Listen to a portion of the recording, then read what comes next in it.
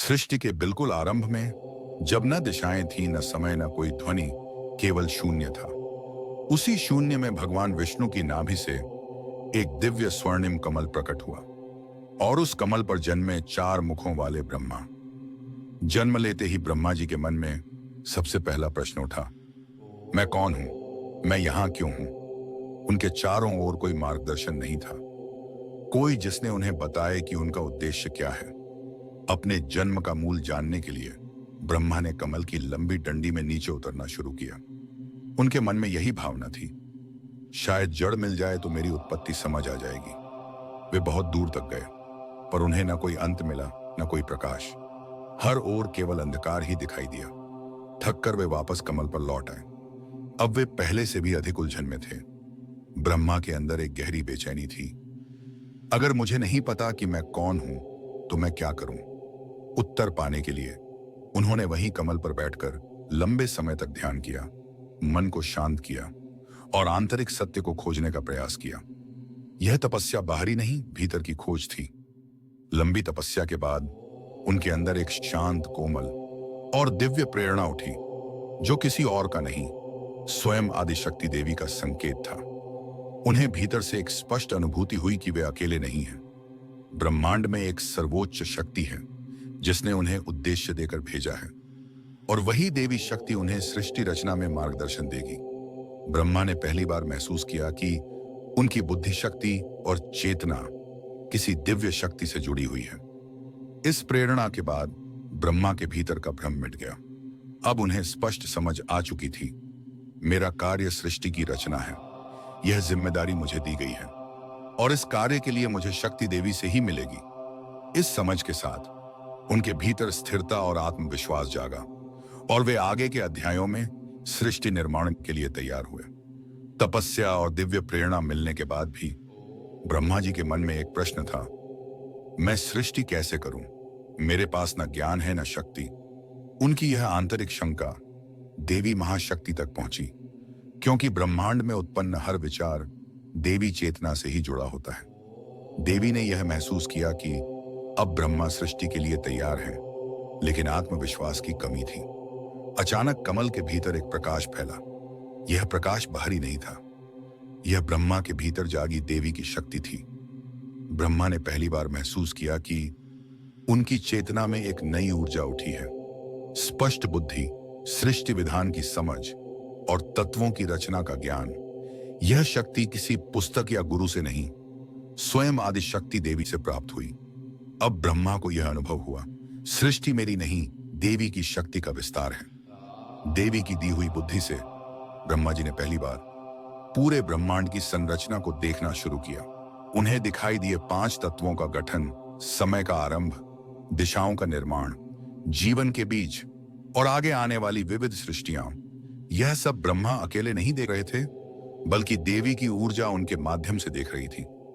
अब ब्रह्मा आश्वस्त हो चुके थे कि वे यह कार्य कर सकते हैं। उन्होंने मन में संकल्प लिया, मैं सृष्टि रचना आरंभ करूंगा और इसके प्रत्येक चरण में देवी की इच्छा का पालन करूंगा। उनके भीतर चिंता की जगह स्थिरता और दिव्यता का अनुभव हुआ। ब्रह्मा ने समझ लिया, वे स्वतंत्र कर्ता नहीं, बल्कि देवी की इच्छा के साधक हैं। जब ब्रह्मा को सृष्टि का ज्ञान प्रदान हो चुका, तभी ब्रह्मांड के दूसरे महाशक्ति स्तंभ भगवान विष्णु पर भी देवी की कृपा प्रवाहित हुई। शांत क्षीर सागर में योग निद्रा में स्थित विष्णु के भीतर एक अद्भुत जागृति उत्पन्न हुई। यह जागरण सामान्य नहीं था, यह वह शक्ति थी जो पालन का धर्म निभाने वालों को ही प्राप्त होती है। विष्णु के भीतर पहली अनुभूति थी संतुलन, करुणा एवं सृष्टि के पोषण की स्वाभाविक प्रेरणा। विष्णु समझ गए, सृष्टि को चलाना है, जीवन को स्थिरता और संरक्षण देना है। देवी ने उनकी चेतना में यह संदेश स्थापित किया कि ब्रह्मांड तभी टिका रहता है जब पालन की धुरी अटूट रहे। रुद्र का प्राकट्य संहार की दिव्य शक्ति अब तीसरी धारा प्रकट हुई, अत्यंत शांत फिर भी अपरिमित तेज से युक्त। रुद्र जो संहार रूप से भी जाने जाते हैं, देवी की इच्छा से प्रकट हुए। रुद्र के भीतर जो ऊर्जा उठी वह गहन, शांत और विवेकपूर्ण थी, क्योंकि संहार विनाश नहीं बल्कि नवनिर्माण का मार्ग है। रुद्र ने अनुभव किया कि उनका कार्य केवल अंत कर देना नहीं, बल्कि अपेक्षे की अपूर्णता को हटाकर पूर्णता के लिए स्थान बनाना है। देवी की शक्ति उनके भीतर संयम, तीव्रता और अद्भुत न्याय भावना के रूप में प्रकट हुई। अब तीनों शक्तियां तैयार थीं। ब्रह्मा सृष्टि, संहार, देवी की प्रेरणा से ये तीनों एक ही बिंदु पर एकत्र हुए। यह मिलन कोई सभा नहीं था, यह ब्रह्मांड की पहली सामूहिक चेतना का क्षण था। तीनों ने समझा कि उनके कार्य अलग हैं, परंतु लक्ष्य एक है, ब्रह्मांड का संतुलन। देवी ने उनके मनों में यह सिद्धांत दृढ़ किया, एक का कार्य बिना दूसरे के अधूरा है। सृष्टि तभी टिकेगी जब तीनों एक ही नियम से चलें। ब्रह्मा को पहला कार्य सृष्टि का प्रारंभ, अब देवी ने सृष्टि को आगे बढ़ाने के लिए ब्रह्मा को पहला निर्देश दिया, तत्वों का सहयोग प्रारंभ करो। ब्रह्मा ने देखा कि उन्हें 5 महाभूतों को गति में लाना है। पृथ्वी, जल, अग्नि, वायु, आकाश। ये तत्व पहले निष्क्रिय थे, जैसे किसी महान कार्य की प्रतीक्षा में हों। देवी की प्रेरणा से इनमें एक हलचल उठने लगी। गति का आरंभ, रूपों का निर्माण और विविध सृष्टियों का संकेत। ब्रह्मा का हृदय अब भय से मुक्त था। वे जानते थे कि देवी शक्ति उनके साथ काम कर रही है, उन्हें निर्देशित कर रही है। ब्रह्मा बिना ज्ञान के सृष्टि नहीं कर सकते थे, विष्णु बिना जागृति के पालन नहीं कर सकते थे, रुद्र बिना विवेक के संहार नहीं कर सकते थे, और तीनों बिना देवी शक्ति के कुछ भी नहीं कर सकते थे। त्रिदेव की क्षमता और कर्म एक दूसरे पर निर्भर हैं, और सभी का मूल स्रोत देवी ही है। यही वह क्षण है जहां ब्रह्मांडीय व्यवस्था का संपूर्ण ढांचा पहली बार पूर्ण हुआ। ब्रह्मा की पहली चुनौती अंधकार का आवरण, त्रिदेव के उद्भव और संतुलन स्थापित होने के बाद अब जिम्मेदारी ब्रह्मा पर आई, सृष्टि का प्रथम आरंभ। लेकिन जब उन्होंने चारों ओर देखा तो उन्हें केवल घना अंधकार दिखाई दिया। न दिशा थी, न सीमा, न प्रकाश। यह अंधकार बाहरी नहीं था, बल्कि माया का आवरण था, जो प्रारंभिक सृष्टि को ढांप कर रखता है। ब्रह्मा के मन में फिर से दुविधा उठी, मैं इस अज्ञान के बीच कुछ कैसे रचूं? दुविधा के उसी क्षण ब्रह्मा के हृदय में एक शांत प्रकाश फैला। यह प्रकाश किसी दीपक का नहीं, देवी के ज्ञान स्वरूप का था। ब्रह्मा को अनुभूति हुई कि सृष्टि बाहर नहीं, पहले भीतर बनती है। यह समझ आने पर उनके भीतर का भय पिघल गया। अंधकार अब अंधकार नहीं लग रहा था, बल्कि एक रिक्त कैनवास जैसा, जिस पर पहला चित्र बनना बाकी था। देवी की प्रेरणा से अब पहले निष्क्रिय तत्वों में हलचल शुरू हुई। रजोगुण में चंचलता, सत्व गुण में प्रकाश, तमोगुण में स्थिरता। ये तीनों गुण पहले एक दूसरे में उलझे पड़े थे, अब धीरे धीरे अलग होते गए और एक तालमेल में आने लगे। जब ये तीनों संतुलित हुए तभी सृष्टि का पहला ढांचा तैयार हुआ। ब्रह्मा यह सब देख रहे थे और समझ रहे थे कि ब्रह्मांड का आधार केवल शक्ति नहीं, बल्कि संतुलन है। ब्रह्मा का पहला प्रयत्न, समय और दिशाओं का निर्माण। तत्वों के स्थिर होने के बाद ब्रह्मा ने सृष्टि की पहली परत तैयार की। समय, जो हर परिवर्तन का आधार है, दिशाएं, जो हर अस्तित्व को पहचान देती हैं। ये दोनों दिखते नहीं, परंतु इनके बिना सृष्टि असंभव थी। ब्रह्मा ने यह सब देवी की शक्ति से उन्हीं की इच्छा के संकेत पर किया। उन्हें अनुभव हुआ कि अब रास्ता साफ होने लगा है। सृष्टि अचानक नहीं होती, पहले अंदर की भ्रम परतें हटती हैं, फिर तत्वों में तालमेल बनता है और फिर निर्माण का क्रम शुरू होता है। तृतीय स्कंध का यह चौथा अध्याय ब्रह्मा की तैयारी का वह मुकाम है जहां वे अंधकार से प्रकाश की ओर बढ़ते हैं। अंधकार हट चुका था, दिशाएं बन चुकी थीं। अब ब्रह्मा समझ चुके थे कि सृष्टि की पहली चिंगारी भीतर से आती है। देवी की प्रेरणा से उनके हृदय में यह भाव उठा, सबसे पहले सूक्ष्म उत्पन्न होगा और फिर स्थूल उसकी प्रतिकृति बनकर बाहर प्रकट होगा। यही वह समझ थी जिसने प्रथम रचना का मार्ग खोला। ब्रह्मा के भीतर पहली उत्पत्ति हुई मन की। मन वह शक्ति है जो सोचता है, संकल्प करता है और इच्छा बनाता है। यह सृष्टि की सबसे सूक्ष्म परत थी, जिससे आगे संपूर्ण ब्रह्मांड का खेल उभरने वाला था। मन के प्रकट होते ही ब्रह्मा ने महसूस किया कि अब सृष्टि सोचने योग्य हो गई है। अहंकार का जन्म, मैं हूं का प्रथम अनुभव। इसके बाद देवी की ऊर्जा से अहंकार उत्पन्न हुआ। अहंकार यहां नकारात्मक भाव नहीं, बल्कि वह मूल पहचान है जो हर जीव को अपने अस्तित्व का ज्ञान देती है। यही मैं का भाव आगे चलकर सब रूपों, नामों और स्वरूपों को जन्म देगा। अहंकार के 3 रूप भी प्रकट हुए, सात्विक ज्ञान और प्रकाश का आधार, राजसिक कर्म और गति की जड़, तामसिक स्थिरता और रूप देने वाली शक्ति। ये तीनों आगे चलकर स्वर्ग, पृथ्वी और प्राणियों के गुणों को निर्धारित करेंगे। अब ब्रह्मा की चेतना में देवी शक्ति का एक नया प्रक्षेपण हुआ। इंद्रियां पहले उत्पन्न हुई, ज्ञानेंद्रियां जो जानती हैं, देखती हैं, सुनती हैं, स्वाद लेती हैं। फिर उत्पन्न हुई कर्मेंद्रियां जो चलती हैं, बोलती हैं, पक डी देती हैं, कर्म करती हैं। ये इंद्रियां अभी बाहरी रूप में अस्तित्व में नहीं थीं, लेकिन उनकी शक्ति तैयार थी। सृष्टि को चलाने के लिए यह पहला सूक्ष्म ढांचा बन चुका था। अब ब्रह्मा देख रहे थे कि उनके भीतर उत्पन्न हुई हर शक्ति धीरे धीरे बाहर प्रकट होने लगी है। सृष्टि अब सिर्फ विचार नहीं रही, बल्कि एक क्रमबद्ध संरचना बन रही थी। उन्हें विश्वास हुआ, यह रचना मेरी नहीं, देवी की ही लीला मेरे माध्यम से हो रही है। सृष्टि हमेशा सूक्ष्म से शुरू होती है। पहले मन, फिर अहंकार, फिर इंद्रियां और फिर इनके आधार पर रूप, शरीर, लोक और जीव उत्पन्न होते हैं। ब्रह्मांड कोई आकस्मिक घटना नहीं, बल्कि अत्यंत सूक्ष्म योजना की उपज है। तत्व तैयार परंतु संयोजित नहीं। सृष्टि के सूक्ष्म अंगमन, अहंकार, इंद्रियां अब उत्पन्न हो चुके थे, लेकिन 5 महाभूत अभी भी अलग अलग खड़े थे, जैसे बिना मेल के 5 सुर। देवी की प्रेरणा ने ब्रह्मा को संकेत दिया, इन तत्वों को जोड़ो, सृष्टि का रूप तभी खिलेगा जब ये एक स्वर में काम करेंगे।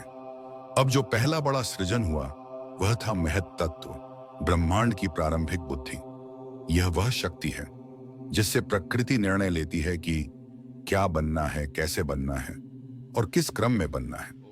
महत तत्व एक दिव्य चेतना की तरह ब्रह्मांड में फैल गया। यही वह क्षण था जब सृष्टि दिशाहीन ऊर्जा से एक उद्देश्यपूर्ण व्यवस्था बन गई। अब तीनों गुण, सत्व, रजस और तमस, महत तत्व में मिलकर सक्रिय हुए। सत्व ने प्रकाश, ज्ञान और संतुलन दिया, रजस ने गति, परिवर्तन और कर्म दिया, तमस ने स्थिरता, रूप और गहराई दी। इन तीनों गुणों के संतुलन से पहली व्यवस्था बनी, जिससे आगे लोक, शरीर और अस्तित्व बनने की कमी। अब देवी की ऊर्जा ने एक अद्भुत रूप धारण किया, विराट पुरुष यानी संपूर्ण ब्रह्मांड का प्रथम सूक्ष्म शरीर। यह कोई साधारण शरीर नहीं था, बल्कि हर तत्व, हर गुण और हर शक्ति का मिलन था।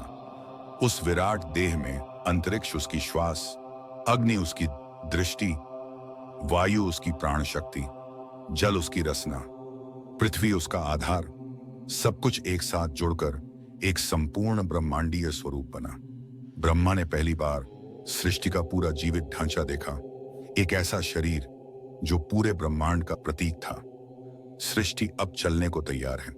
ब्रह्मा के मन में अब कोई संदेह नहीं था। उन्होंने महसूस किया कि महत तत्व और विराट पुरुष अब आगे सब सृष्टियों के आधार बनेंगे। देवी की आंतरिक वाणी ने कहा, अब सृष्टि बहने लगी है, अब रूप बनेगा, अब प्राणी जन्म लेंगे, अब संसार चल पड़ेगा। यह अध्याय बताता है, पहले तत्व थे, फिर बुद्धि, फिर गुण सक्रिय हुए और अंत में ब्रह्मांड का प्रथम सूक्ष्म शरीर तैयार हुआ। यह वह बिंदु है जहां सृष्टि ने दिशा, रूप और शक्ति प्राप्त कर लिया। अब विराट पुरुष पूरी तरह व्यवस्थित हो चुके थे। तत्व, गुण और महत तत्व एक समरूप धारा की तरह इस विराट देह में प्रवाहित हो रहे थे। यह वह क्षण था जब देवी की शक्ति ने सृष्टि को चालू कर दिया। सृष्टि अब केवल योजना नहीं, बल्कि एक जीवित प्रक्रिया बन चुकी थी। लोकों का जन्म, ब्रह्मांड का पहला विभाजन, विराट पुरुष के उदर, हृदय, मुख और चरणों से सबसे पहले लोक उत्पन्न हुए। स्वर्गलोक जहां प्रकाश और सत्व सबसे अधिक है, मर्त्यलोक पृथ्वी जहां कर्म, इच्छा और संघर्ष है, पाताल लोक जहां गहराई, रहस्य और तमस व्याप्त है। ये लोक मात्र स्थान नहीं, बल्कि ऊर्जा के क्षेत्रों की तरह हैं, जहां विभिन्न गुणों का अलग अलग संतुलन काम करता है। अब ब्रह्मांड में ऊपर नीचे, दूर पास और भीतर बाहर सबका अर्थ बनने लगा। देवता, मनुष्य और अन्य प्राणियों के प्रथम बीज, लोकों के निर्माण के बाद विराट पुरुष की चेतना से प्राणियों के सूक्ष्म बीज उत्पन्न हुए। देवता सत्व प्रधान, मनुष्य रजस और सत्व का मिश्रण, पशु पक्षी विविध गुणों का संतुलन, नाग दैत्य और यक्ष तमस और गति से बने। ये सभी अभी स्थूल रूप में नहीं थे, लेकिन उनकी ऊर्जा आकृति तैयार हो गई थी। यह उसी तरह है जैसे बीज पहले बनते हैं और बाद में पौधे उगते हैं। अब एक अत्यंत सूक्ष्म निर्माण हुआ। हर इंद्रिय के पीछे एक एक देवता नियुक्त किए गए। सूर्य दृष्टि के देव, वायु स्पर्श के देव, वरुण रसना के देव, अश्विनी कुमार घ्राण के देव, दिशाएं श्रवण की देवियां। इसका गहरा संदेश है, मनुष्य कुछ भी अकेले नहीं करता। हर अनुभूति के पीछे एक दिव्य शक्ति कार्यरत होती है। ब्रह्मांड अब दिव्य सहयोग का तंत्र बन चुका था। अब विराट पुरुष के भीतर 3 धारणाएं सक्रिय हो गईं। सृष्टि नए रूप बनाना, स्थिति बने हुए को संभालना, संहार जो अप्रयोज्य है उसे हटाना। इन्हीं 3 धाराओं से ब्रह्मांड आगे बढ़ेगा। ब्रह्मा, विष्णु और रुद्र अब केवल शक्तियां नहीं बल्कि कार्यशील सिद्धांत बन चुके थे। सृष्टि अब रुकने वाली नहीं थी। जीव और जगत का प्रथम संतुलन, विराट पुरुष लोक, लोक प्राणियों के बीज, बीजाओं, इंद्रियां देव चेतना, और सब मिलकर संसार की जड़ें बनती हैं। यह वह क्षण है जहां सृष्टि का सूक्ष्म ढांचा सदैव के लिए स्थापित हो जाता है। ब्रह्मा जी ने अपने कमल आसन से चारों दिशाओं में ब्रह्मांड के अद्भुत स्वरूप को देखना शुरू किया। उन्होंने अनुभव किया, यह ब्रह्मांड अनंत है और इसकी प्रत्येक परत में भगवान विष्णु की ऊर्जा प्रवाहित है। यह वह अवस्था थी जहां ब्रह्मा को समझ में आया कि सृष्टि का आधार केवल तत्व नहीं है बल्कि परम आत्मा की उपस्थिति है।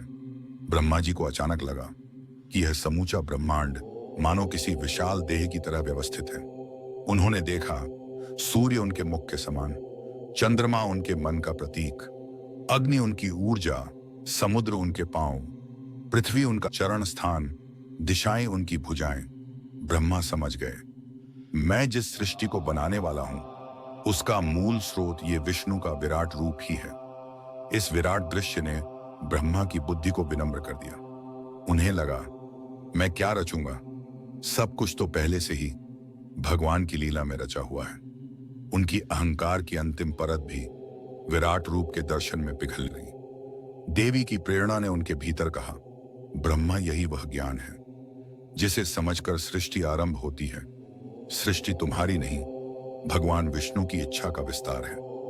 ब्रह्मा को अब यह भी समझ में आया, वह कमल जिस पर वे बैठे हैं साधारण कमल नहीं, यह विष्णु की नाभि से निकला हुआ सृष्टि का प्रथम आधार है। यह कमल ज्ञान, ऊर्जा, शक्ति और समय, इन चारों का संगम है। अब ब्रह्मा ने श्रद्धा से अनुभव किया, मैं उसी नाभि कमल से उत्पन्न हूं जो भगवान की अनंत लीला का द्वार है।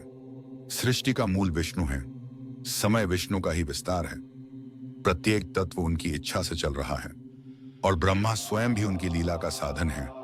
विराट रूप के दर्शन के बाद ब्रह्मा का मन पूरी तरह शांत हो गया। उन्होंने महसूस किया, ज्ञान भी उन्हीं का, शक्ति भी उन्हीं की और कार्य भी उन्हीं का है। यह पहली बार था जब ब्रह्मा पूरी भक्ति के साथ भगवान विष्णु की शरण में आए। उन्होंने हाथ जोड़कर कहा, प्रभु, यदि आपकी इच्छा न हो तो एक कण भी नहीं हिल सकता। ब्रह्मा ने अपनी विनती रखी, आपने मुझे सृष्टि का कार्य दिया है, परंतु यह कार्य अत्यंत सूक्ष्म है। कृपा करके वह ज्ञान दें जिससे मैं आपकी इच्छा पूरी कर सकूं। उनकी यह विनती न केवल ज्ञान की थी बल्कि एक पूर्ण आध्यात्मिक जागरण की पुकार थी। भगवान विष्णु ने सौम्य मुस्कान के साथ कहा, ब्रह्मा, सृष्टि का रहस्य बाहरी दुनिया में नहीं, तुम्हारे भीतर है।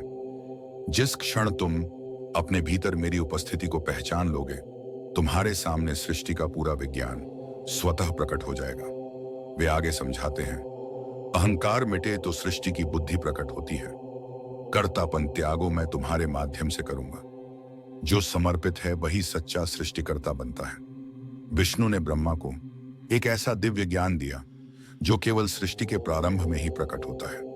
इस ज्ञान में शामिल था पंच तत्वों की उत्पत्ति, गुह्य ब्रह्मांडीय नियम, जीव सृष्टि का चक्र, काल, कर्म और प्रकृति का संतुलन, जीवन को चलाने वाली अदृश्य शक्तियां। यह ज्ञान शब्दों में नहीं, चेतना के माध्यम से दिया गया था। मानो ब्रह्मा के भीतर एक दिव्य प्रकाश फैल गया। ज्ञान प्राप्त होते ही ब्रह्मा को लगा, अब मैं वही देख सकता हूं जो भगवान देखना चाहते हैं। उनके भीतर स्थिरता, स्पष्टता और दिव्यता तीनों का संगम हो गया। अब वे पूरी तरह तैयार थे सृष्टि आरंभ करने के लिए, तत्वों को सक्रिय करने के लिए, संसार के प्रथम निर्माण हेतु। नवम अध्याय का भाव यही है, समर्पण, उपदेश, जागरण, सृष्टि का आरंभ। विष्णु से ब्रह्म ज्ञान प्राप्त करने के बाद ब्रह्मा जी कमलासन पर स्थिर होकर गहन ध्यान में बैठते हैं। ध्यान का उद्देश्य था अपने भीतर स्थित परमात्मा के निर्देश स्पष्ट रूप से सुन पाना। जैसे ही उनका मन पूर्ण शांत हुआ, एक दिव्य प्रेरणा भीतर उभरी, अब सृष्टि आरंभ करो। यही क्षण सृष्टि के प्रथम स्पंदन का था। ब्रह्मा की इच्छा के साथ प्रकृति के भीतर छिपी शक्तियां जागी। वायु में गति आई, अग्नि में तेज प्रकट हुआ, जल में प्रवाह उत्पन्न हुआ, पृथ्वी में स्थिरता जागी, आकाश में विस्तार बढ़ा। इसके साथ ही श्रद्धा, स्मृति, अहंकार, बुद्धि जैसे सूक्ष्म तत्व अपने अपने रूप में सक्रिय होने लगे। ये तत्व आगे चलकर जीवों और लोकों की नींव बनने वाले थे। अब प्रकृति से सबसे पहला सिद्धांत प्रकट हुआ, महत्तत्व। इसी महत्तत्व से अहंकार का जन्म हुआ। यह अहंकार तीन रूपों में प्रकट हुआ। सात्विक अहंकार देवों की सृष्टि हेतु, 2 राजस अहंकार गति और क्रिया हेतु, 3 तामस अहंकार स्थूल तत्व और शरीर हेतु। सृष्टि का पूरा ढांचा इन्हीं 3 प्रवृत्तियों से बना। अहंकार से आगे उत्पन्न हुए 5 ज्ञानेंद्रियां, 5 कर्मेंद्रियां, 5 तन्मात्राएं, मन। इसके साथ उत्पन्न हुए देवता, अग्नि, वायु, आदित्य, दिशाएं, वरुण, अश्विनी कुमार आदि। ये देवता प्रकृति के सूक्ष्म नियमों को चलाने वाले ब्रह्मांडीय अधिकारी बने। ब्रह्मा जी यह सब मानो एक दिव्य चलचित्र की तरह अपने भीतर देख रहे थे। इतने तत्व उत्पन्न होने के बाद भी ब्रह्मा महसूस करते हैं सृष्टि अभी अधूरी है। इन तत्वों को संयोजित करना होगा। उन्हें समझ आता है तत्व अकेले कुछ नहीं बना सकते, उन्हें एक उद्देश्य और दिशा चाहिए। अगले चरण में स्थूल रूपों का निर्माण होगा।